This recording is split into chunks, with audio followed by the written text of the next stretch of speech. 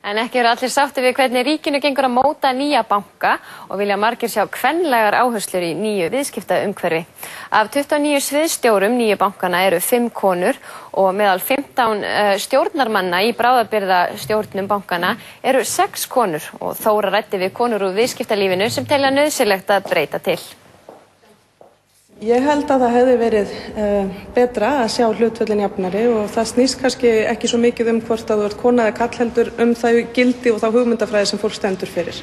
Og ég held að ef við ætlum að reisa við bankana sem atvinnulífi þá þurfum við að hleypa öðrum gildum og annarri hugmyndafræði heldur en þeirri sem að ríkti og kannski að hluta til koma okkur í þær aðstæður sem við erum í dag.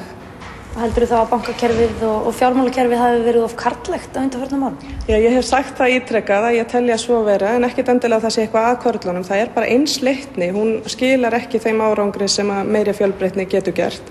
Það hefur verið gríðarleg áhættusækni og ég held að sé ekki til sá maður sem þú hittir fyrir í dag sem myndi ekki viðurkenna það. Áhættusæknin hefur verið að leiðarljósi, skammtímagrowðin. Þær áherslur sem hafa einkennt þetta kerfi allt saman ekki bara á Íslandi heldur allan heim hafa vissulega verið mjög karllægar og ég hef sagt það að ef það hefðu verið fleiri konur í áhrifastöðum þá tel ég að við hefðum tekið áhættu meðvitaðri ákvarðanir. Núna eftir að bankarnir ekki lengur einkabankar heldur ríkisbankar að þá markmið ekki fyrst og fremst að græða sem mest á sem skemmstum tíma og að tryggja aukinn kaupauka fyrir stjórnendur heldur líka að stuðla að uppbyggingu samfélagsins og að veita viðskiptavinum góða og ódýra þjónustu. Og ég tel að konur séu betur til þess fallnar heldur en flestir kallar vegna þess að okkar félagsmótun hefur miðast fyrst og fremst að því að kenna okkur að taka tillit til annarra í fjölskyldunni til dæmis og við erum oft kallar til þegar eitthvað bjátar á í fjölskyldunni til þess að sinna þeim aðilum sem að standa veikt.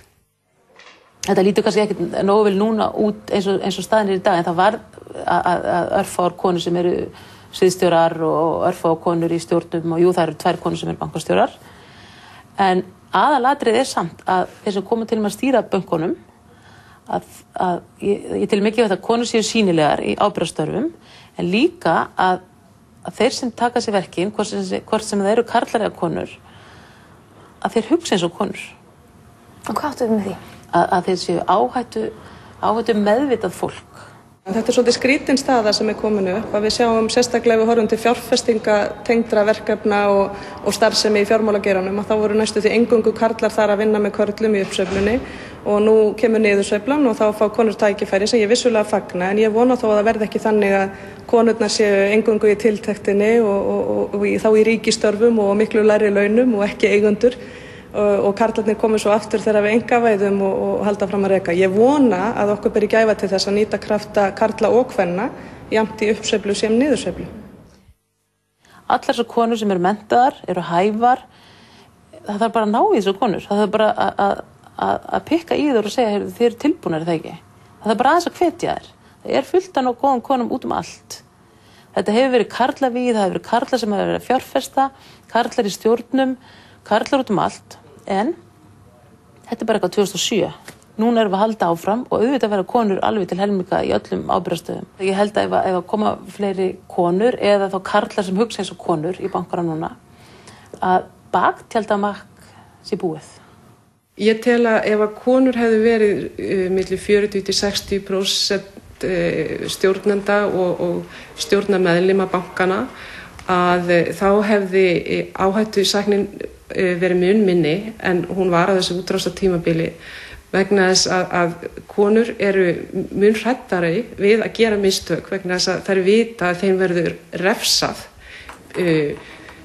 mun meira heldur en strákunum fyrir að gera þessi mistök og jafnframt að þá held ég að skammtíma hugsun hefði ekki verið jafn mikil. Konur hafa tilhneigingu til að hugsa til lengri tíma vegna þess að þær hafa verið aldar upp í því að það þurfi að taka tillit til hagsmuna fleiri en þeirra sem einstaklinga. Mér finnst konur gjarnan vera að geta þeim eiginleikum að eiga gott með samstarf og ég held að samstarf skiptir sköpum núna.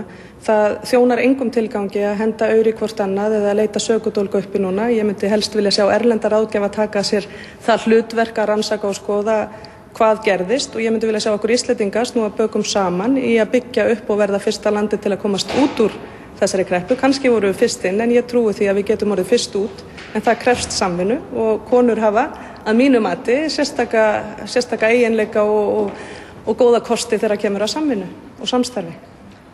Þú talar líka að það sé oftar leita til kvenna þegar þú fyrir að tala kynjahlutföll. Leiðist þér að vera endalaust spurð út í þessa hluti? Já, takk fyrir að spyrja. Mér finnst mjög þreytandi að sé fyrst og fremst tala við konur þegar á að tala kynjahlutföll og ég held þetta snúist ekki svo mikið kynferði, heldur gildismat og hugmyndafræði. Og ég held að heimurinn sé í þeim aðstæðum sem hann í dag vegna þess að það var of karllæg hugmyndafræði sem réði ríkjum. Og ég held að við höfum einstakt tækifæri í dag, við erum með hvítt blað í mörgum skilningi, það mjög erfiðar aðstæður vissulega sem við þurfum að takast á við, en við getum byggt upp nýtt Ísland, nýja hugmyndafræði og ég vona að sú hugmyndafræði verði jafnari heldur en sú hugmyndafræði sem hefur ráðið ríkjum.